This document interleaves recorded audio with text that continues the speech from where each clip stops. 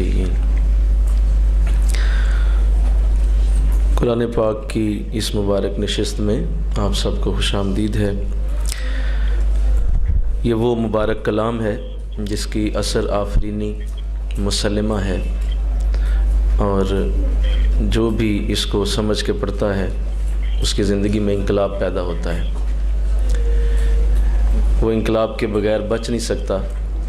آج تک دنیا میں جتنے بھی وہ لوگ آئے ہیں جنہوں نے اپنی زندگیوں کو اللہ اور اس کے رسول کے حکموں کے ساتھ گزارا ہے، وہ قرآن پاک کے دیوانے رہے ہیں، اور قرآن پاک کی ان کے ساتھ بڑی خاص نسبت رہی ہے۔ ولید بن مغیرہ کا ذکر سیرت میں ملتا ہے، جو عرب کے اندر بہت زبردست زبان دان تھا، اور اس کو مسلمہ سمجھا جاتا تھا زبان کے حوالے سے۔ تو یہ اکال اسلام کی خدمت میں ایک بار حاضر ہوا، اور اس نے کہا کہ میں بھی بہت زیادہ عربی جانتا ہوں، آپ بھی قرآن جسے کہتے ہیں ذرا مجھے سنائیں، تاکہ میں اس پہ غور کروں کہ آپ یہ کیا کہتے ہیں، اور آپ کی یہ کیا گفتگو ہے جس کے ساتھ جو ہے لوگ بدل جاتے ہیں۔ تو آپ نے اس کو قریب بٹھایا اور قرآن پاک کی چند آیتیں تلاوت فرمائیں۔ جب تلاوت فرمائیں تو اس پہ سناٹا طاری ہو گیا، آنکھیں جھپکنا بھول گیا اور اٹھ کے چلا گیا۔ قریش کو جا کے اس نے جو جملے کہے وہ سننے کے قابل ہیں۔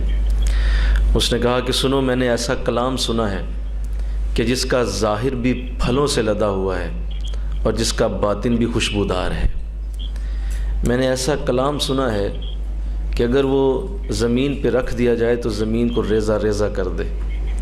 میں نے ایسا کلام سنا ہے کہ اس کے سامنے تم میں سے کوئی ٹھہر نہیں سکے گا۔ لہٰذا ابھی سے اس کی تعلیم کو سمجھ لو، ابھی سے اس کی تعلیم کو جان لو، نہیں تو یہ ایسا کلام ہے جو کسی حالت میں بھی اپنے آپ کو منوائے بغیر رہ نہیں سکتا۔ تو یہ ایک ایسا اعتراف تھا جو آج بھی مسلمہ حقیقت رکھتا ہے کہ جنہیں قرآن کی سمجھ آتی ہے، قرآن ان کے لیے زندگی بدلنے کا ایک بہت بڑا ہتھیار اور ٹول بن جاتا ہے۔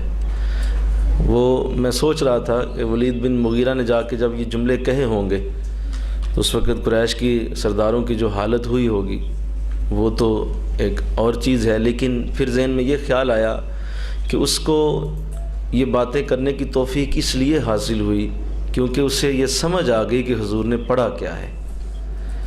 ہمیں اصل میں سمجھ ہی نہیں آتی کہ ہم پڑھتے کیا ہیں، تو اس لیے قرآن پاک سے نور اور ہدایت بھی نہیں لے پاتے ہیں۔ تو یہ شعور بیدار کرنا ہم سب کا مقصد ہے۔ قرآن آسان کورس اصل میں یہی اس کا ملجا اور ماوا اور مقصد ہے کہ ہم اس شعور کو اتنا پھیلا دیں اور شاید بارش کا وہ پہلا قطرہ ثابت ہو جائیں جو جب گزرتا ہے ہواؤں کی پنہائیوں سے تو اس کے بعد اس کے پیچھے بہت سارے قطرے روانہ ہوتے ہیں، اور پھر زمین سیراب ہوتی ہے اور ساری دنیا میں اللہ کی رحمت برسنا شروع ہو جاتی ہے۔